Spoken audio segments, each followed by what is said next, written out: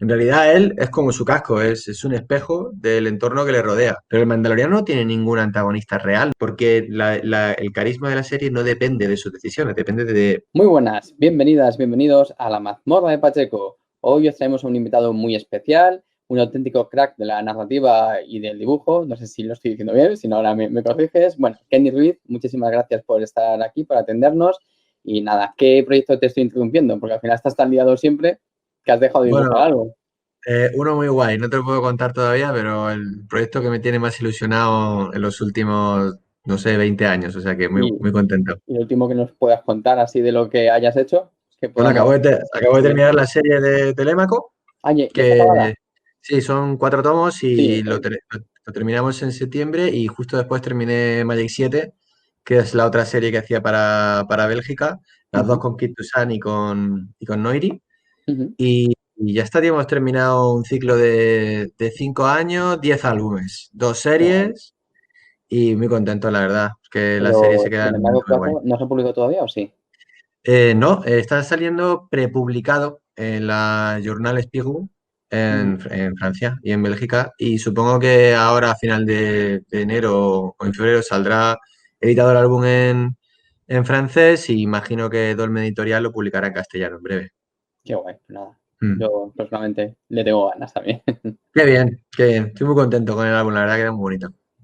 Bueno, Kenny está aquí para analizar brevemente y también para que siga trabajando en su proyecto secreto, que no sé si será Mandalorian temporada 3 Ya, para, estaría guay. estaría bien, ¿eh? Para, bueno, contar brevemente la narrativa de The Mandalorian o el Mandaloriano, según como lo queráis decir, ¿vale? ¿Y por qué hacemos este vídeo? Pues básicamente para que cojáis ideas para enriquecer vuestras partidas y también para cualquier proyecto que tengáis de narrativa, pues lo queráis aplicar. Yo, por ejemplo, lo quiero aplicar en mis clases, aunque parezca mentira, no que me vaya a cargar a un alumno, sino un poco la narrativa. Bueno, Kenny, Todo se así, da. a grandes rasgos, ¿cómo se estructura lo que nos cuentan en la serie? A ver, Mandaloriano es una serie a mí me hace un poco de gracia y también es bastante irónico que se haya puesto tan de moda una estructura tan clásica y tan antigua que para los que crecimos con las series de Kung Fu o el Equipo A nos parecía lo normal. Lo que pasa es que en los últimos 20 años hemos cambiado la estructura narrativa para centrarnos muchísimo en el desarrollo y la evolución de los personajes, como podía ser las series de éxito de los últimos tiempos como Breaking Bad, por ejemplo, que están totalmente centradas en la idiosincrasia de un personaje y cómo va cambiando su vida. En cambio, Mandalorian vuelve a la estructura totalmente anterior, en la que el personaje protagonista es solo un conducto para conocer las aventuras de otros personajes que va encontrando. Un capítulo de Mandalorian es tan bueno como los secundarios que aparecen en ese capítulo. En realidad, él es como su casco, es un espejo del entorno que le rodea. Poco aporta Jin a la historia, el mando. Poca profundidad o complejidad. Lo que realmente ocurre es que nos encontramos con la complejidad de su entorno y cómo él se ve involucrado. Entonces, la narrativa del mando es súper simple. Es encontrar un personaje que sea conductor y para eso tiene que ser un buen reflejo de su entorno. Ahí entra la mitología mandaloriana, la caracterización, la armadura, la idea de que tenga un credo, todo eso ayuda mucho a entenderlo fácil. Pero realmente es interesante en cuanto llega a un nuevo pueblo, se enfrenta a un nuevo conflicto y conoce a un secundario que tiene que ese secundario es realmente el que desarrolla el argumento. Es realmente el que tiene un conflicto que tratar. El mando participa en ese conflicto, lo soluciona o no, tiene más participación o menos y se va a su siguiente aventura. Pero en cambio, ese conflicto ha quedado ya resuelto. Eso hace la estructura episódica, lo que fue Kung Fu, lo que era Judo Boy, que era ir buscando a un tuerto en cada pueblo y partirle la cara y ir siguiendo hacia adelante. Lo que permite es que es un viaje turístico por el universo de Star Wars. Entonces, si tu aventura va en esa categoría, para conseguir que funcione bien, necesitas que tu personaje principal no absorba toda la atención, sino que sea más un conductor o un personaje predispuesto, bien por un credo, bien por una búsqueda o bien por una, no sé, obligación de ley, como el Ranger de Texas de Chuck Norris, a ayudar a los personajes que se encuentren. Y después construir muy buenos personajes secundarios. Para que los personajes secundarios funcionen, la clave es siempre la misma, que es la empatía que el espectador pueda desarrollar con ellos.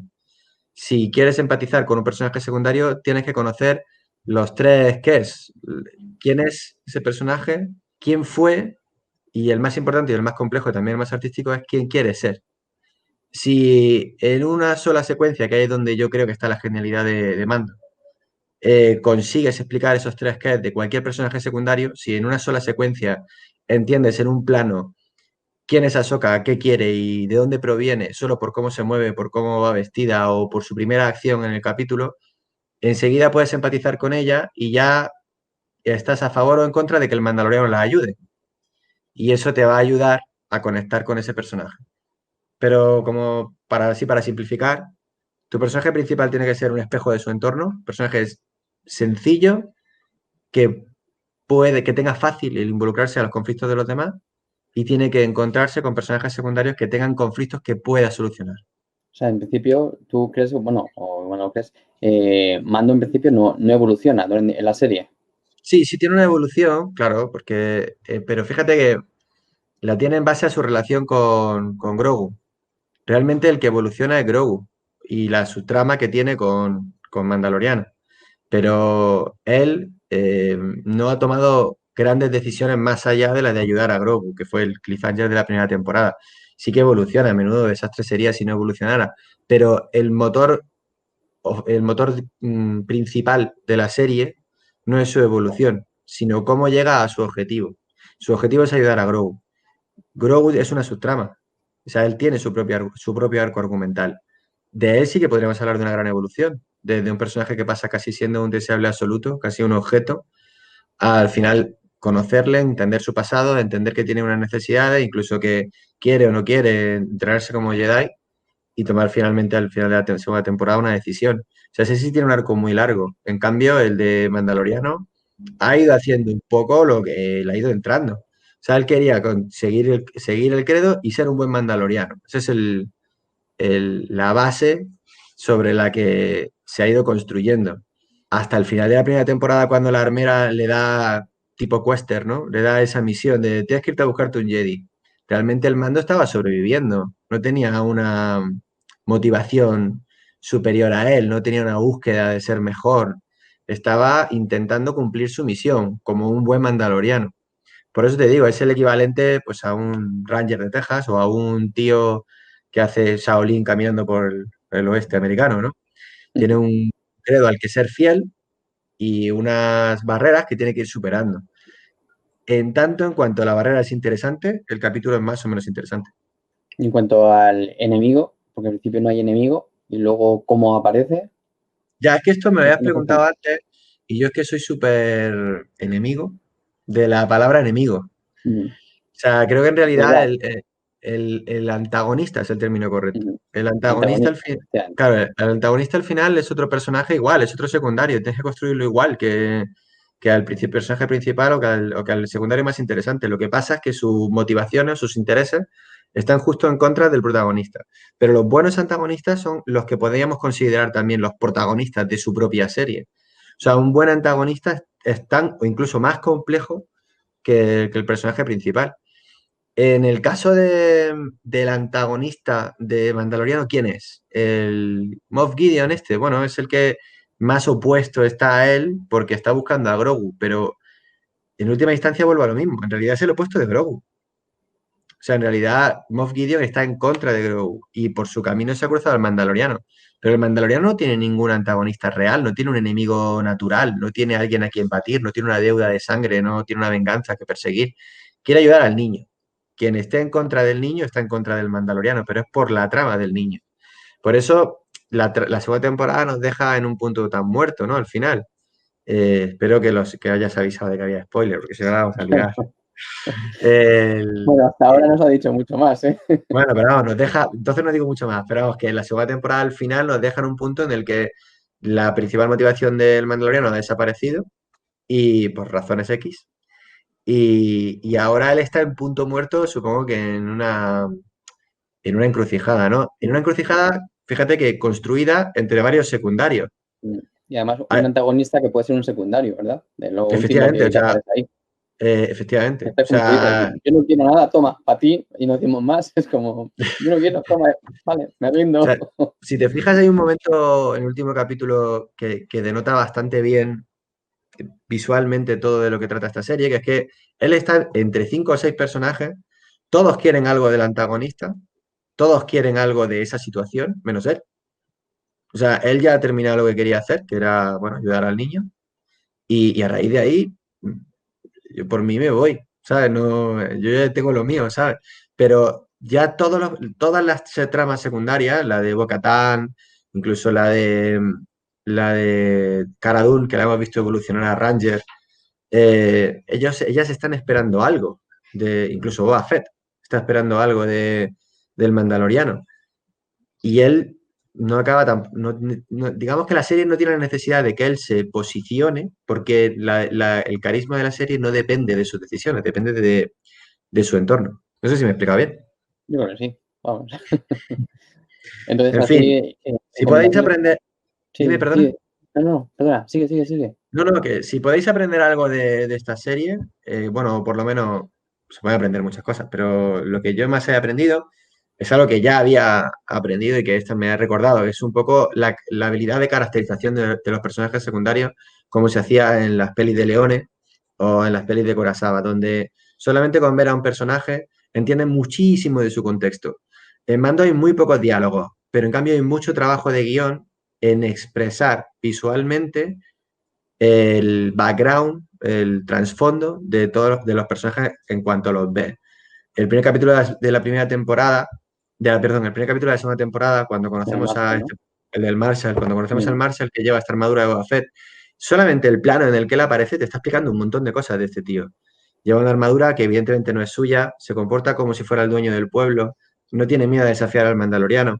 Todo ese tipo esa actitud y esa situación en realidad te está hablando mucho de ese personaje sin tener que escribir un diálogo, sin tener que ellos que verbalizar, pues yo soy tal, yo soy cual. O sea, él se quita el casco y habla de otra cosa. Le dice, seguro que no te hace gracia verme con esta armadura. Ya conoce el credo, pero le daba igual. O sea, hay un montón de subtexto que se dice, ¿no? De información que no es explícita. Eso está súper bien hecho en esta serie y hace que los personajes en muy pocos planos ya te han llegado, ¿no? Ya te has hecho con ellos, ¿no? O sea Para mí que, por el más ejemplo, para claro es enriquecer una partida de rol, lo que tú recomiendas sobre todo es enriquecer los secundarios, claro. enriquecer los secundarios siempre. Esto yo siempre digo la misma secuencia como ejemplo de esto de enriquecer, el buen, el feo y el malo. Cuando se va presentando al principio de la película, se va presentando a los tres. En concreto, la presentación de Tuco, del feo, es brillante, porque él hace un golpe, bueno, y roba en una tienda de revólveres. En vez de coger cualquier revólver de los que hay ahí que podría funcionarle, va montando como si fuera un chatarrero un revólver con un cargador, con una empuñadura, con un cañón, y lo va escuchando hasta que suena exactamente como él quiere. Y hace un trasunto de pistola feísima se la ata con un cordel y se la cuelga al cuello, que le representa a él. O sea, es un arma mortal muy eficaz, pero fea, torpe y hecha de la peor manera. Y eso es lo que va a ser ese personaje durante toda la historia. Mm. Si esa secuencia de presentación, de introducción de un personaje secundario te da toda la información que tienes que tener para comprender su carisma, ya el espectador va a querer involucrarse con él, va a querer saber más de él. Es un poco lo que pasa con todos los secundarios del Mandaloriano, con Ahsoka, con Bo-Katan, con Dune, incluso con Griff Karga, incluso con la rana, ¿no? En cuanto aparecen, te dan los tres, cuatro matices y hacen una acción que demuestran cómo son por dentro, sin tener que dar grandes perroratas ni tener que tener un arco de desarrollo de 10 capítulos. Eso es mucho trabajo de guión. Eso está muy infravalorado porque es un trabajo que no luce. No puedes decir qué buen diálogo o qué buen intercambio, ¿no? de contenido. Es un trabajo que has hecho en el background y luego has sintetizado a una sola acción. Y luego fluye fenomenal, sin darnos cuenta, ¿verdad? Exactamente. De pronto te encuentras con que entiendes. A mí me pareció muy significativo en el segundo capítulo de la segunda temporada, que fue muy denostado y a mí me gusta mucho, Mm. cuando la rana manipula al androide que el mandaloriano tenía en el hangar para poder hablar con el mandaloriano y darle un mensaje. Hasta ese punto está esa mujer desesperada. Mm. O sea, no puede esperar a que el mandaloriano descanse y entonces está dispuesta a hacer un artificio técnico para conseguir comunicarse con él. Eso es una acción de guión que tienes que pensar previamente, antes de introducir al personaje secundario en la escena. que tiene esas habilidades y que necesitas demostrarle al espectador que este personaje está desesperado por conseguir su objetivo. ¿Cómo puede llegar a comunicarse con él? Y entonces inventas todo este artificio, ¿no? No es gratuito, está ahí para que entiendas algo más de ese personaje y comprendas más sus motivaciones y lo que decía al principio, quién es, quién fue y quién quiere ser, ¿no? Pues Kenny, no te quiero quitar mucho más tiempo, de verdad. Bueno, Creo que es muy encantado. interesante y creo que, nada, ya que está ahora de moda Mandalorian, pues que sepáis un poco por qué es y que podéis hacer también de moda vuestras partidas, ¿vale? Y Por con la supuesto. narrativa. Es una partida de Pues, rol en toda regla, ¿eh? A veces parece que en la serie le va a salir una interrogación a alguien en la cabeza o te van a dar el objeto clave para superar esa misión. O sea, pues es sí, rol en estado puro.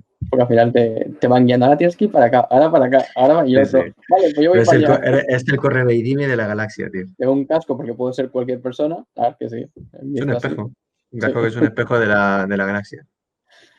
Pues nada, Kenny, de verdad, muchísimas gracias A y vosotros, tío. nada, nos vemos en la siguiente. Nos vemos en la Y a siguiente partida.